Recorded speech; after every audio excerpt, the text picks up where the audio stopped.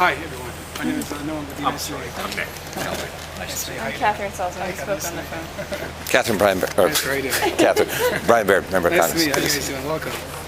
Wow. Straight to the rockets, as they say. So they're looking at the numbers of statistics of rocket attacks in the past 3 years, ever since the pull-out from Gaza, taking out the Jewish communities and Israeli army bases. We're doing since August 2005 until today. We're doing almost 7,000 of these Qassam rockets have been launched towards Sderot and the whole Western Negev. Actually making Sderot and the Western Negev the only region in the entire Western world where we have rockets and missiles being fired daily upon civilian population. This became actually the challenge to be expressing this kind of experience, this kind of reality here in Israel and especially abroad. We deal with mainly psychological impact, and again, how do you show psychological impact through those media elements? This became the challenge today. Especially in this town, we have almost every single resident here has experienced a rocket fall nearby. Let me just tell you a very fast story and just understanding about the impact of these rockets. I moved to Sderot 2.5 years ago. I went around for a month and a half to get a formal and professional understanding about this rocket reality. And I remember as I arrived at the security officer's office, I walk into the office and I see on a wall a map of Sderot with dots indicating where these rockets have exploded.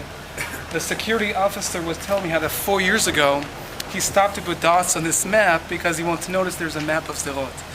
And it's basically understanding that every single road, every single street, every single neighborhood, every single community, family and child has experienced a rocket explode nearby. Once you've experienced, by the way, a rocket explode nearby, your life is completely changed for that moment. What goes through your mind almost every single day when you leave your doorstep is when and where the siren is going to go off. Where's it going to catch you? Gaza, again, is less than 1 mile away. Being the once the rocket's being launched from Gaza towards Sderot, you've got 15 seconds or less to run for your life. Again, how do you emphasize to anyone about 15 seconds? This became the challenge today, and again, this somehow became the routine, the norm over here on this part of the region of having walking out of your doorstep, not knowing when the siren is going to go off, where's it going to catch you, if you have enough time to run for shelter, where the rocket is going to explode. These, by the way, these metal devices are coming from the sewage pipes, the street poles, and the water pipes, which actually Israel put in the Gaza Strip. These are used for these rockets. The explosives actually are coming on the humanitarian trucks that Israel supplies Gaza. On those trucks, you have the fertilizer and sugar. Putting this together as a chemical, this is used as the explosives of these Qassam rockets. You have here like a gallery over here. This is a Grada missile. The Grada missile has been smuggled into the Gaza Strip directly from Iran, directly to the Gaza Strip, to the Philadelphia border. That's the border between Egypt and Gaza. So during the second ceasefire, having hundreds of these, no thousands of these, been smuggled into the Gaza Strip, and after the ceasefire, these were launched and fired towards Ashkelon, Ashdod, Beersheba, putting today in the range over 1 million Israelis under threat of these rocket attacks, these missile fire. That's how that's 1 foot about the rocket reality. You see different colors, by the way. You have the red and green that emphasize the Hamas organization. You have the yellow and red, that's the Islamic Jihad. You have all the way over here. The Al-Aqsa Brigade. The Al-Aqsa Brigade is part of the Fatah movement. So you've got all different Palestinian resistance terrorist organizations right over here on this exhibit over here. Again, the psychological that we have here in Sderot, you have 9, a little hard to say, but you have only 9 have been killed by these Qassam rockets, having over 1,000 being seriously injured all around Western Negev.